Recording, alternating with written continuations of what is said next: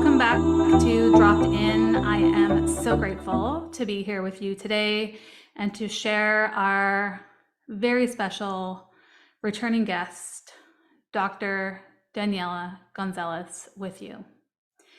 And in honor of Breast Cancer Awareness Month, we have the privilege and honor to be here with Dr. Daniella as she shares her recent diagnosis that she received only a few weeks after our initial interview in February.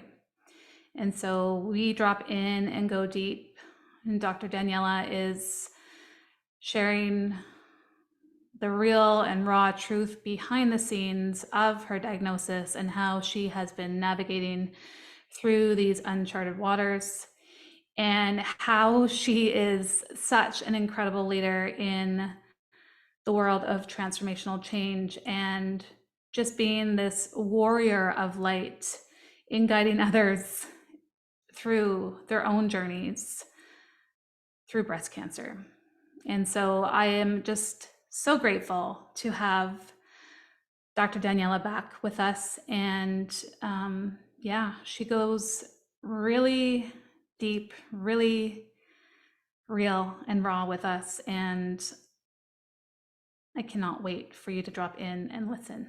So, Dr. Daniella is a certified functional and integrative nutritionist with a specialization in metabolism, hormones, and emotional eating.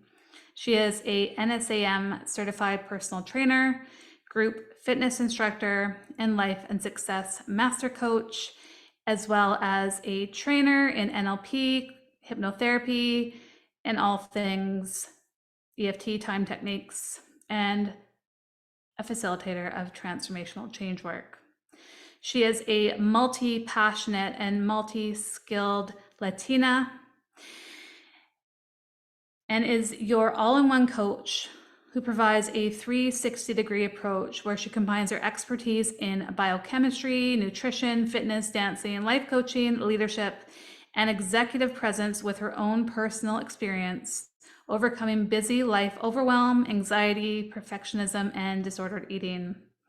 All her years working on her mental and physical health is her main asset when working with her clients because she understands at her core how powerful the connection of the mind and body is. She works with both Spanish and English speakers, creating resources in both languages, and is growing a bilingual community. So without further ado, let's get dropped in with Dr. Danny G.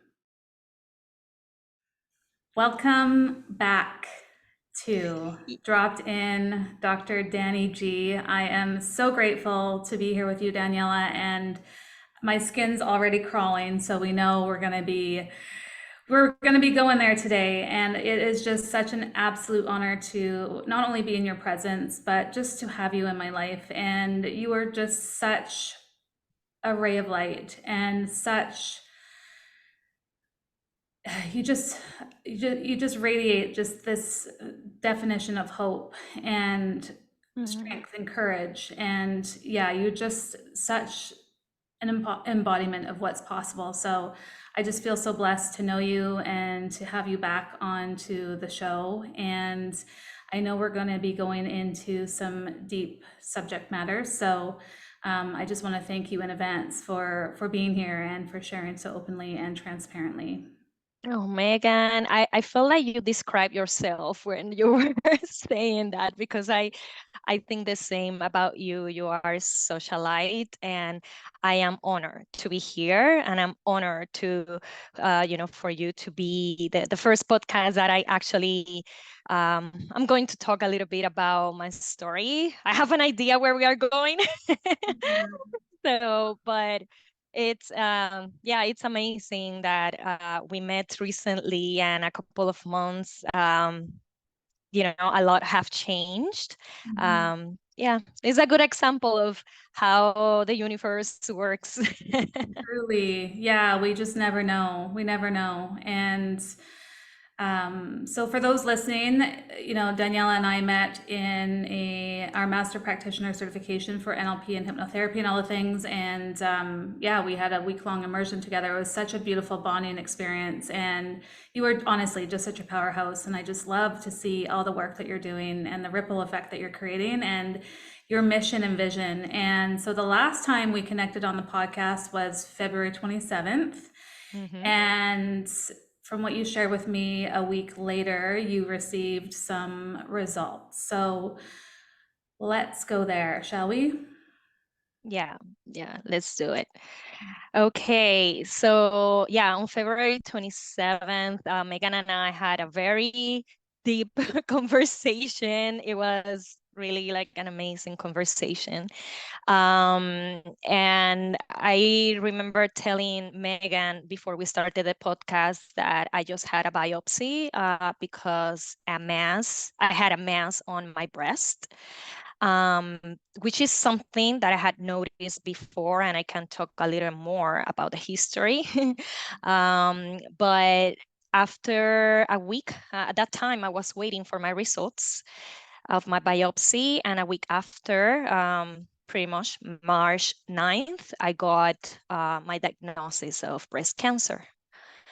And I mean, to say the least, it was one of the worst news that I've ever received. Literally, like it sounds very cliche, but it was like my soul left my body, and I couldn't, like, literally at time stopped. I couldn't believe I didn't even know if I understood correctly what was told to me. By the way, the news were told in the phone. Um, and which I don't think that should be like that. And by the way, I have also friends that have got their news just by reading the results in their patient portal. Oh my Like, I think goodness. that's worse. So yeah, it was incredibly hard. I remember I was sitting on my bed. I had just finished, I don't remember, maybe a meeting or something like that. And I got the call from the doctor, and she pretty much like straightforward told me that, they had the results of the biopsy and that it was a carcinoma. And I was like, what? What did you just say? And she said, I'm sorry. I'm so sorry, she said. And I was like, wait, I need you to say this again. And she said it again. And at the same time, my husband was at the gym.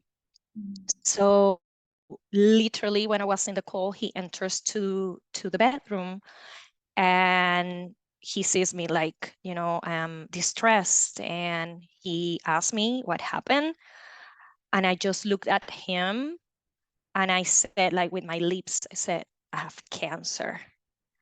And he like threw this like super big what? Like, what? And my husband is a doer. So he's like, I think his immediate coping mechanism was to sit down and just started making notes. Because I put on speaker to make notes. In all this, I'm silent. I am like literally like I was, I don't know, I was freeze. I couldn't move. I couldn't think. To me, like, this is not happening. Again, it sounds very cliche, but that's exactly what was going on in my head. My husband is just in his phone making notes. I can hear his heavy breathing, and almost this breathing and like physical cues of, okay, okay, I need to be strong for her, you know? Um, and I remember just listening to her, it was the nurse practitioner, I think, who called me, and she was just telling me so much information, but so much medical information. I was literally listening to absolutely nothing. Like I was there, but I was not understanding. And Mhm. she spoke like for 10 minutes and almost felt like she was nervous, like it should be hard for them to give this news to. So she, she stopped talking and I said, I'm sorry. Can you please repeat what you just said? That I have what? Like I stayed in that moment. My time stopped there. Um, so I think that was like a Thursday. I asked some questions. Apparently at that point she couldn't tell me, or she didn't know my stage of cancer.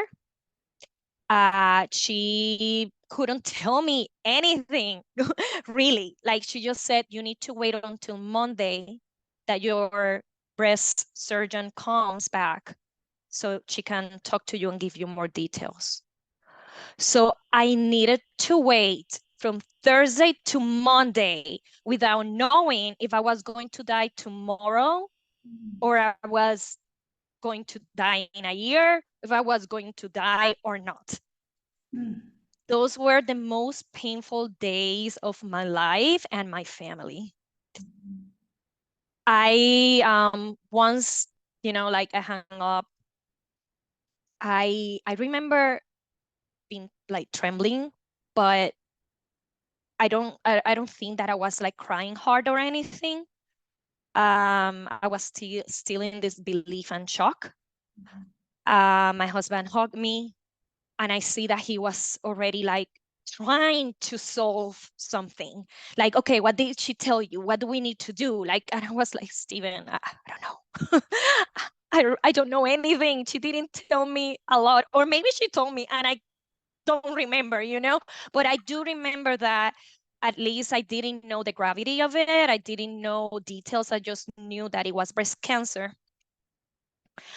Um, and I do remember then kind of for a second saying, okay, what do I need to do? I need to tell my family. Oh my God, I need to tell my family. Oh shit, I need to tell my family. How do I say this? How do I call my mom? How Mm. do I tell this to my siblings?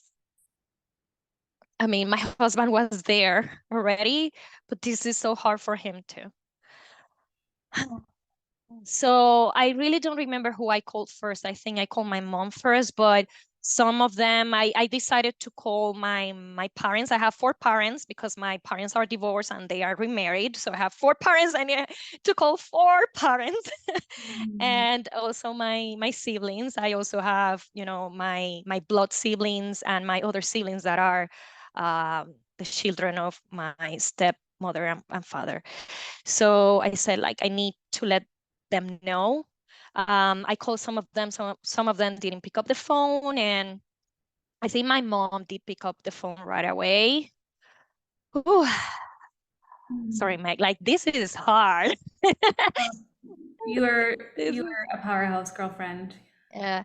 Oh. I'm actually glad that even though I feel very worked up, of emotion, I'm glad that I can tell this story without crying the way that I used to.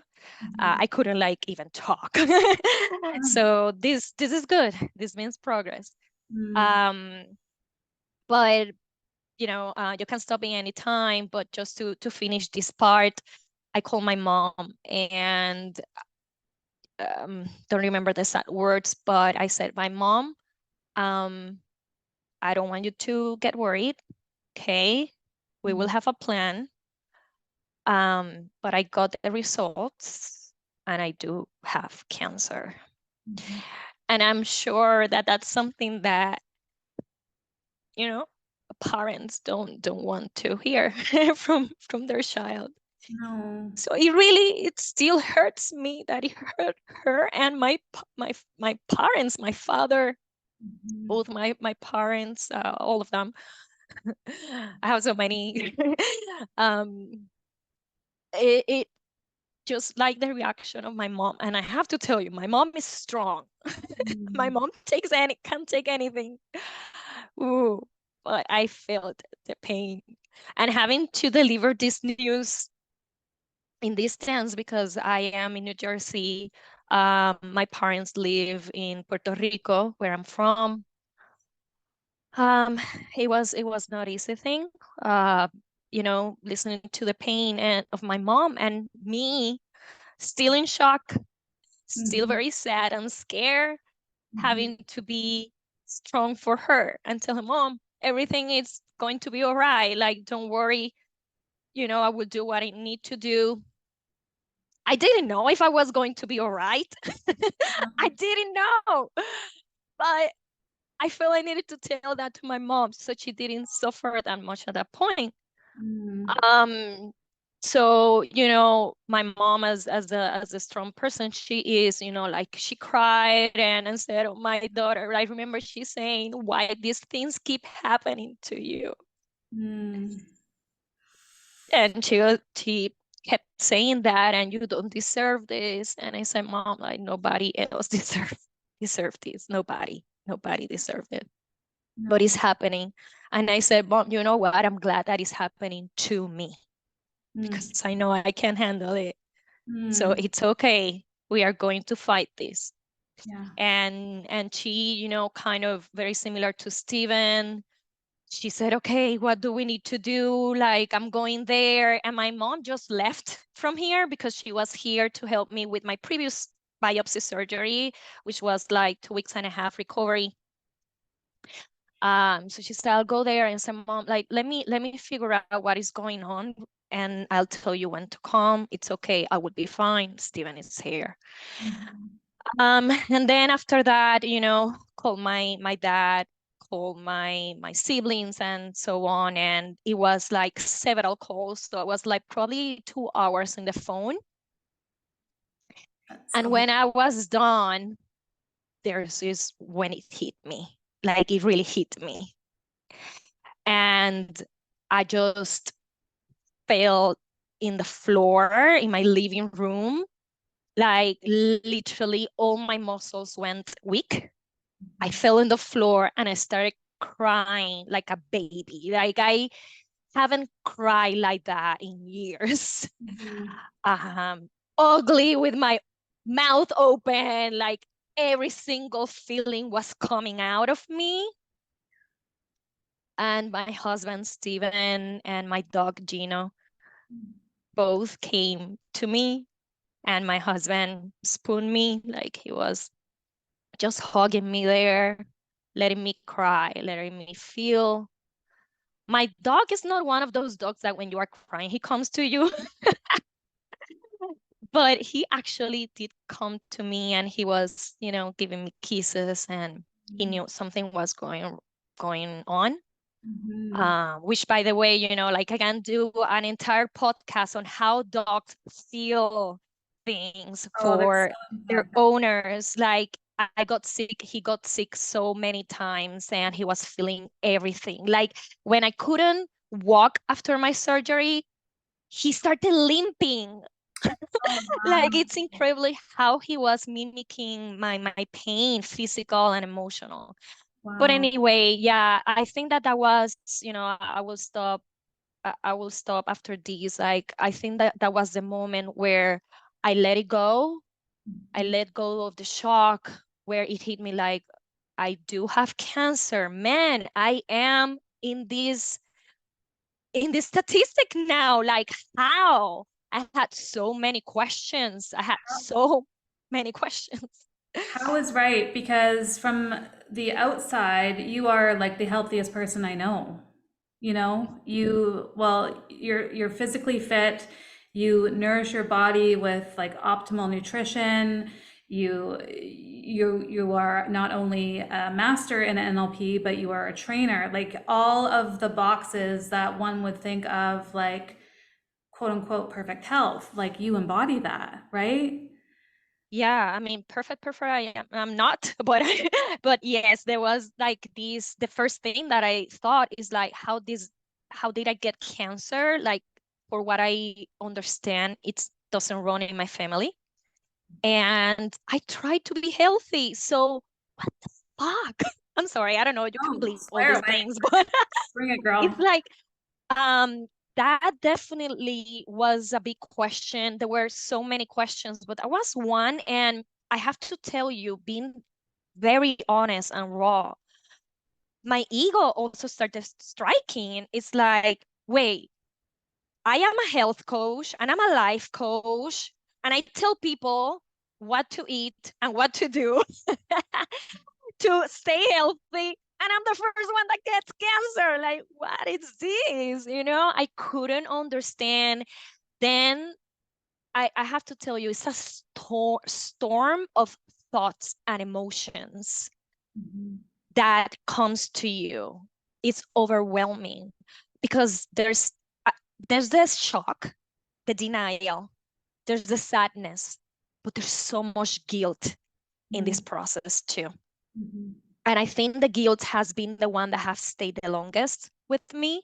I think I'm still processing that part. But the guilt at the beginning is different than the guilt now.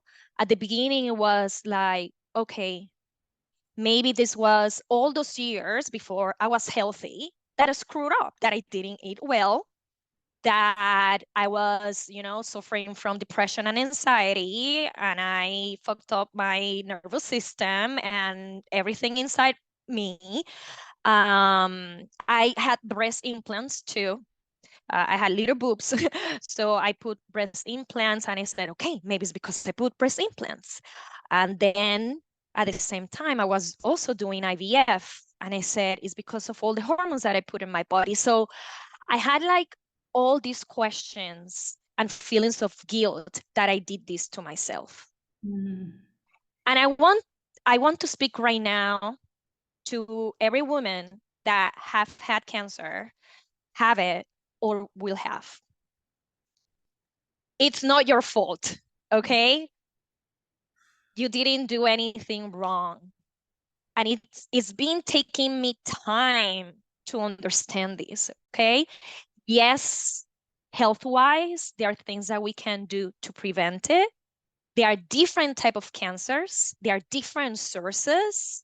The inflammatory cancers are more, let's say, preventable in some cases. Again, this is like case by case scenario.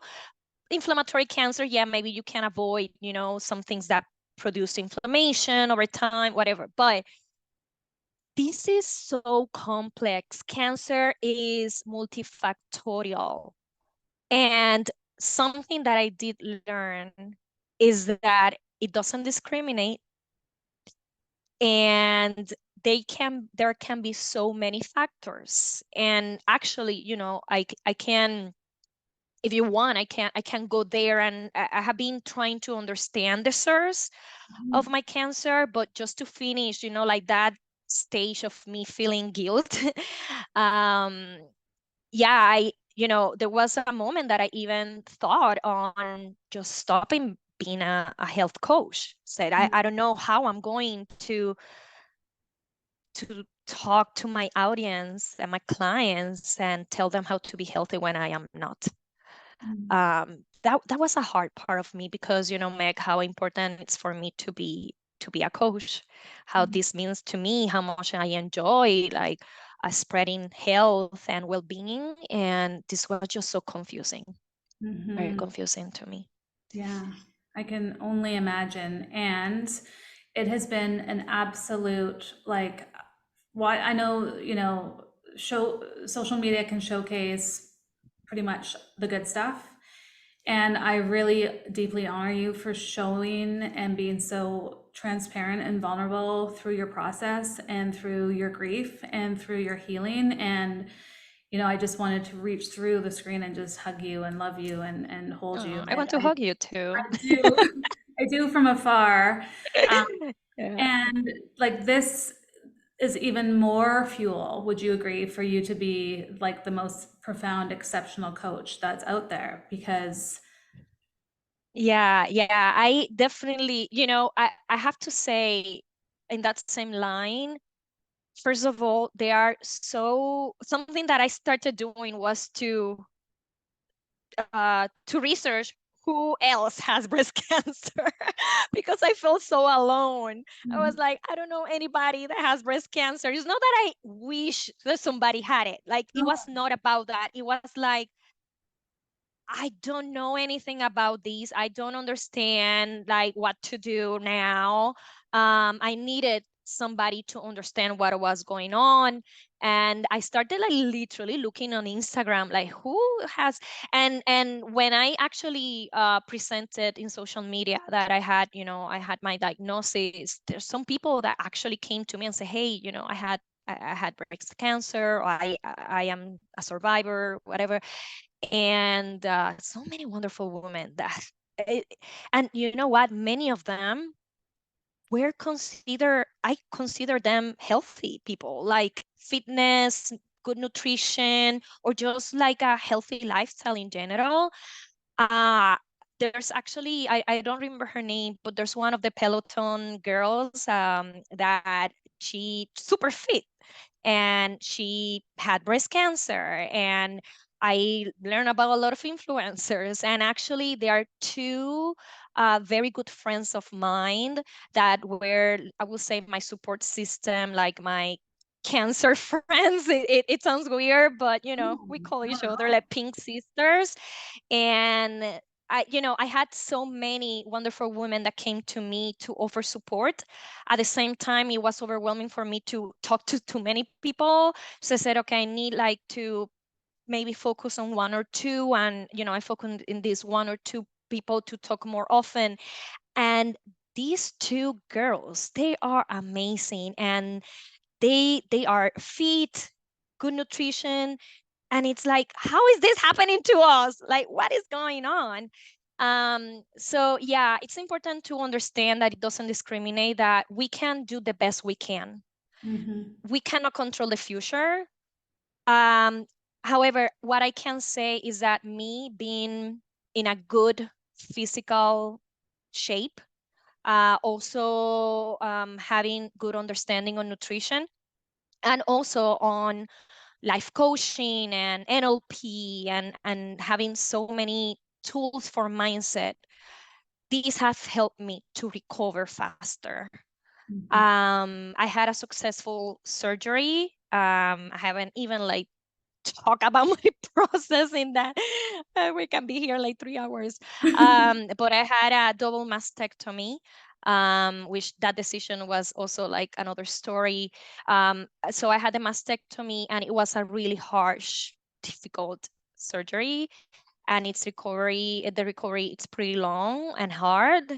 And I would say that thankfully, because I was in optimal physical shape, I would say I was able to, at least to walk. It was hard to walk. So that helped me a lot. And now I have to have a very strict diet. So I would say that the transition to the after cancer diet has been easier for me because I already had a good foundation. It's still hard. Like, it's like, man, alcohol is one of those. It's like, I want to drink. No, I still do, but very, very, very moderately. Like, like maybe one or two a month. So that's been hard. But it's like, okay, I know this is for my health, and I'm doing what I have to do. Mhm. Well, it is. I couldn't imagine being in your shoes, and just to witness how you have been navigating through this is second to none, honestly. And it's so beautiful to see you show up so vulnerably and transparently, because it allows others who might be suffering in silence, who are in that space of feeling isolated, to not be suffering in silence any longer. So I know when we drop this podcast, it's going to be Breast Cancer Awareness Month. So as we come into this space, like I see that you're up to some incredible things, and for you to already be in this energy of channeling to create a greater good and create a ripple effect in supporting the individuals who are diagnosed Yeah. or are healing, to see you really step up in this leadership role doesn't surprise me one bit. Um, so let's go there. What are you doing? How are you helping? What are you doing? What's your vision? Let me hear it. Yes, no, well, definitely, this experience came for a reason. I don't know the entire purpose, but I know that part of it is just for me to help other women doing, going through the same situation. And I just cannot continue coaching without helping women that have gone through cancer.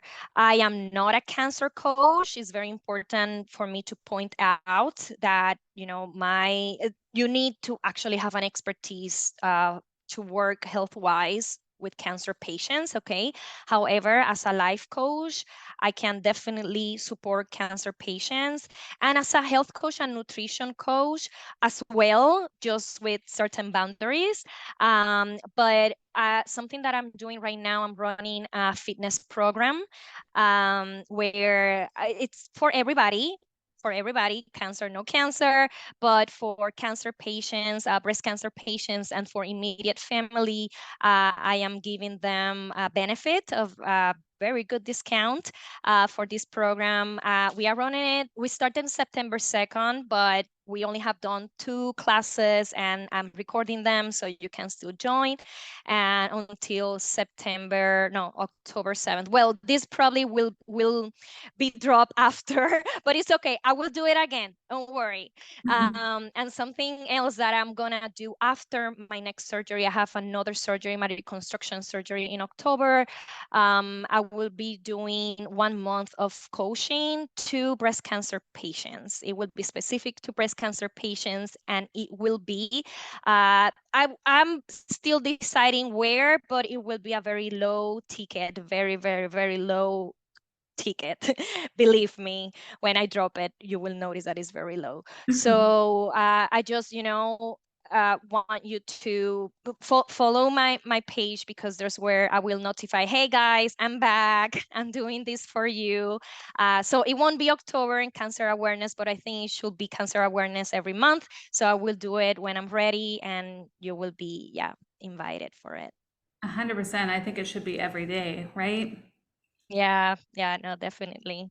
Oh. And yeah, and I just want to say, I don't know if we are about to close, but I just want to say that something important, even though we didn't discuss a lot about the details of my cancer, I just want to say very quickly, because it's important for the comment I'm gonna say. So my cancer was stage 1 and hormonal.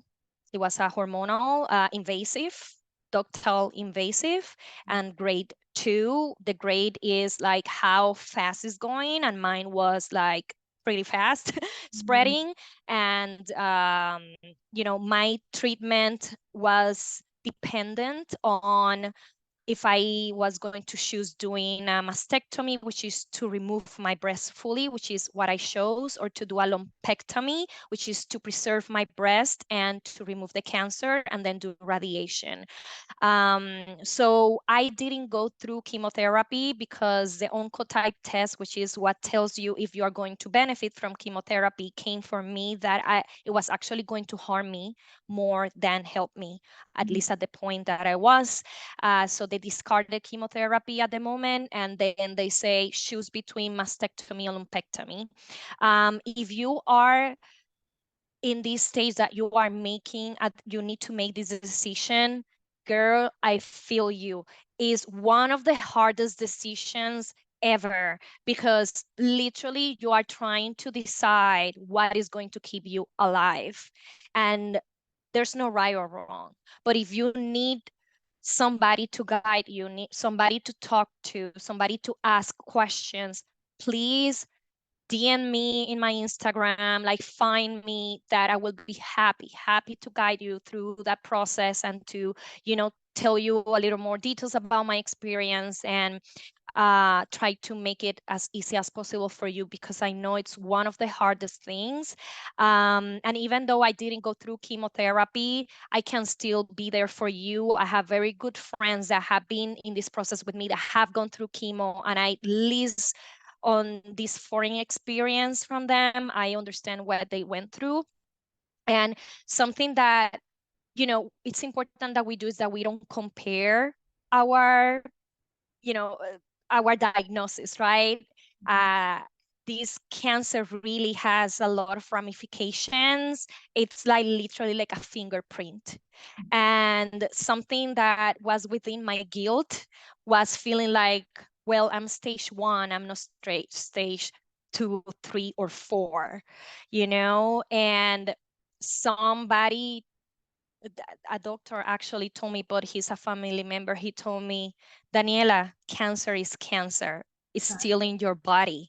Yeah. The fact that is stage 1 just means that you have a little more time to think about the decision you need to make, but it can become stage 2 any moment. And by the way, my doctors wanted me to make the decision very quickly because they say it is spreading. So we need to do something now. So, to close, now I'm gonna close, Meg. To close, um, although here I'm in a very good spirit. People that knows me know that I'm still going through the process. Right. It's a lot of emotions that I'm still processing, a lot of trauma, and many of cancer patients say, and I do agree with this, that survivorship is actually harder than the disease itself. Mm. It really doesn't stop there. It doesn't stop when they remove the tumor. There's a lot more. We need to continue with treatment because the threat that we are gonna get another cancer is still there. If you preserve your breast, there's also the risk of recurrence on the breast. So in my case, I need to do hormone blockers um, for 10 years. It's supposed to be 5, but I have to do it for 10 because my cancer was highly hormonal. And that also kind of stole my opportunity to become a mother in my body. Uh, and it are things that I'm still trying to process and to accept my new reality. So please know that I'm here for you for anything you need.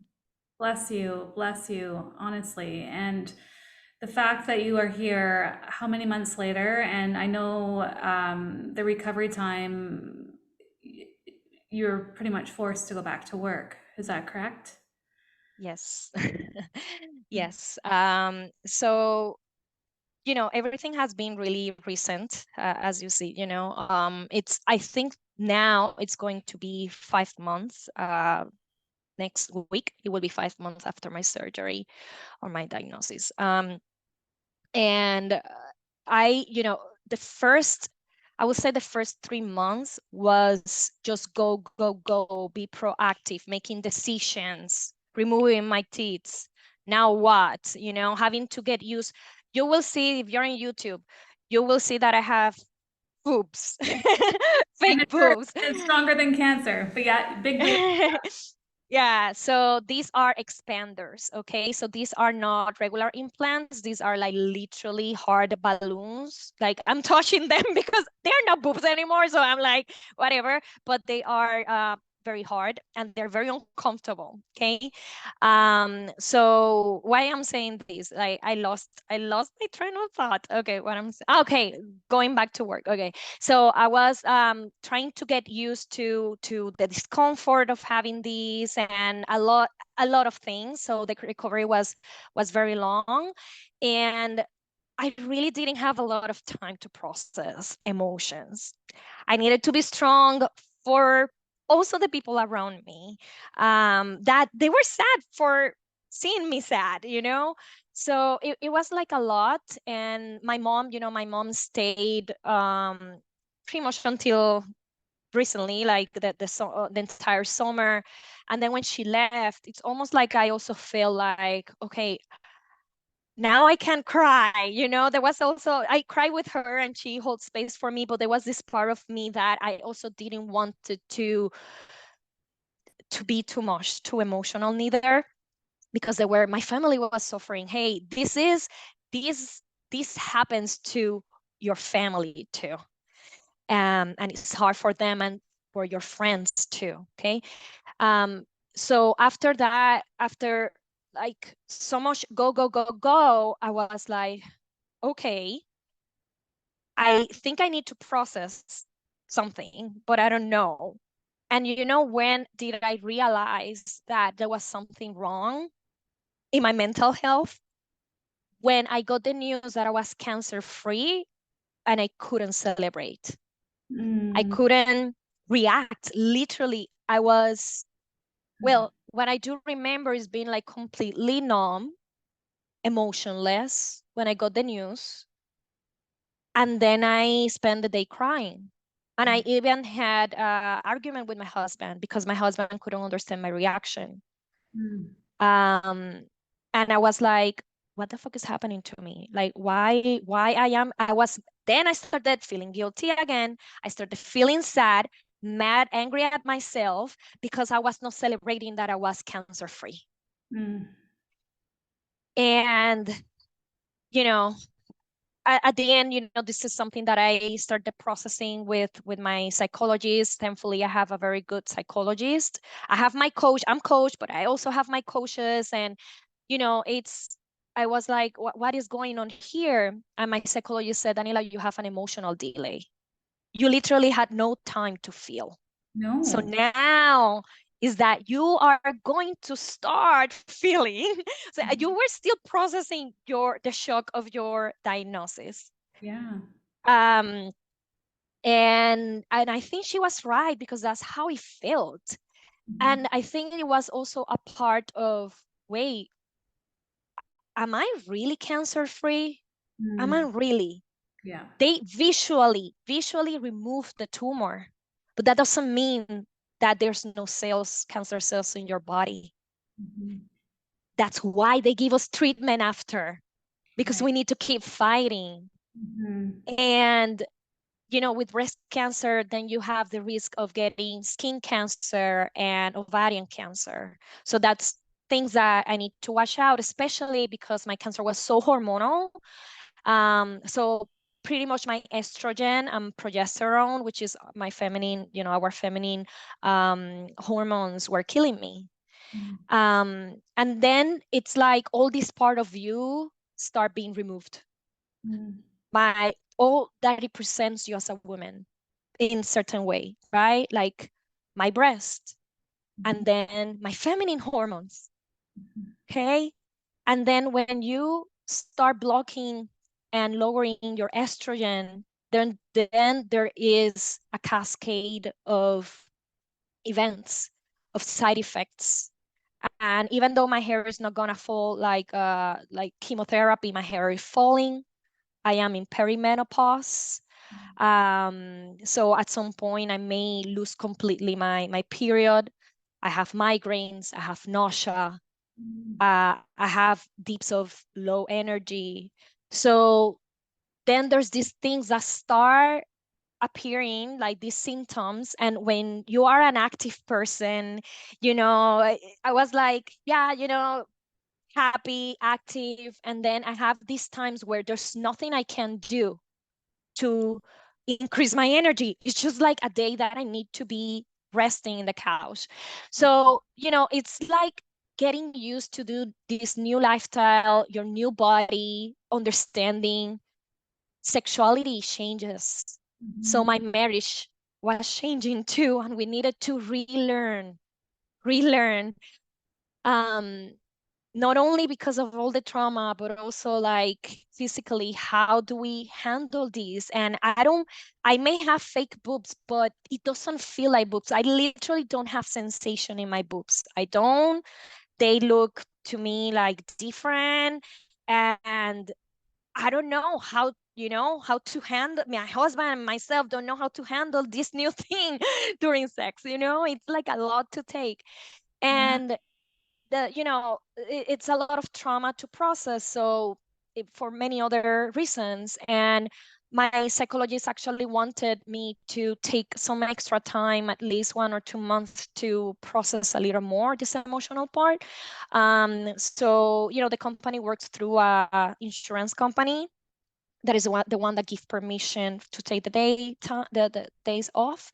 And they actually took much longer than my physical doctors to give me an answer for approval or rejection of the extension of the medical leave. They actually took 6 weeks, with me following up in between, and they we're not ready. And what I know, although I don't know the details, I know they were questioning my psychologist a lot, Mhm. making her like feel a lot of questions. And pretty much it's what my psychologist was telling me: Daniela, I don't think they are understanding what is this process, like what you're really going through, and many of these women go through. And that started being really frustrating, because I said, like, they didn't question that much for my physical doctors, like why they're doing this. At the end of the day, after 6 weeks, they sent me a rejection letter. Mhm. But on top of that, they wanted me to return any money compensation that I got during that time, Oh my goodness. while I was waiting for them for the time that they were taking. And I just found everything so wrong. So wrong. I was like, first, it's so wrong that you have somebody going through this, or probably somebody going through something worse than me. That's actually what makes me more angry. Probably there's people that is worse than me. And you don't know the anxiety that I had on that waiting time, because I said, I don't know what this means. I mean, they're not telling me go back to work. I know that I'm need this time. I'm actually using it for the purpose. Like, I was meeting with my psychologist frequently and all this, and me doing my own work. Um, but it's like, you have me in this anxiety. Now you reject me, and I mean, reject this extension, and all these questions that you ask to my psychologist. It means that you don't understand that cancer is not only physical. If anything, the part is most affected is the emotional and the mental. And I Mhm. know, and I can say this very confidently, because I have other friends that have stage 2, stage 3, stage 4, and they all agree that the part that is most impacted is the emotional. Mhm. Really, like, we heal faster on the physical, but there's a lag, like a lag of time, a delay on processing this, because it literally changes your life. Mhm. And this may be true for any other disease. It may be true for any other event. Something that I have compared to, although of course it's not the same thing, but parenthood, sorry. Like, there are women that don't get maternity leave, Mhm. or parents that do not get paternal leave. Sorry for just pointing one gender. Um, they it's I don't understand. Like, what about those people that go through postpartum Mhm. depression, and they Mhm. don't have the time? I mean, it's time to link with your baby, but also to bond with yourself, to rediscover yourself. Yeah. I feel the same with this disease. Like, literally, I had to let go an identity. I needed to let go somebody who I was also physically. I don't move the same way. I don't have the same flexibility.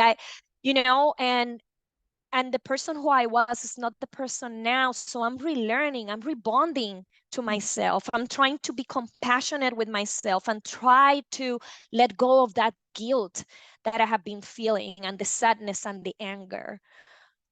Mhm. So, yeah, I'm sorry if I tell you that I get overwhelmed by trying to go back to my normal life, because I don't feel normal. No. I'm relearning.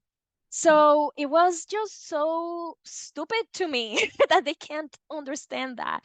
At the same time, the part of me that want to be compassionate with them think like, well, at the end of the day, they have a job to do. Psychology is very ambiguous for some people. It's not the same that, hey, you draw your blood and you have a marker result and this is what it tells you, right? Or you have an image, this is your tumor, we remove it, you're done. Mhm. But psychology, like your mental health and emotional health, it's just so ambiguous. And unfortunately, we have so much to learn as a society. So much. Yeah. Well, thank you for honestly just sharing so openly and transparently, and for being a leader of light. You are the leader of the Thank you. light. And yeah, just to really create a ripple effect through sharing your story and, being the voice for those that don't have one. So thank you, truly. Thank you. Thank you so much. And thank you for all those women that had inspired me. I have to say that, I have, first of all, I have amazing family, amazing friends. You are one of them too. You hold space for me too. And so many breast cancer patients and survivors that I met in this process.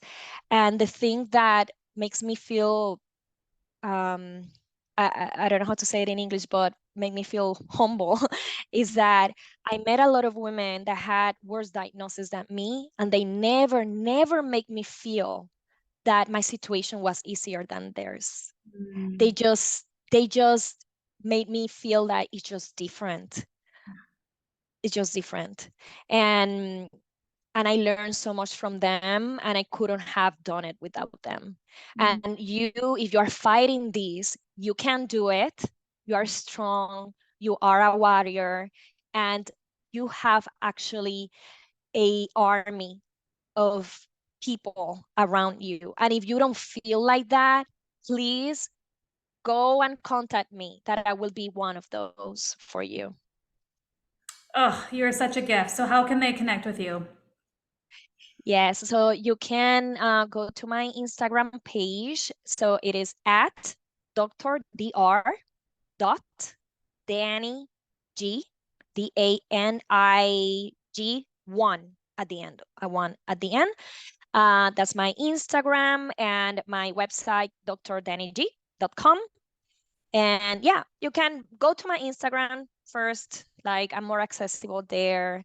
And yeah, and you will see a couple of posts that I have put about my process. I will Mm. be posting some more. Mm. And I'll put all the details in the show notes as well.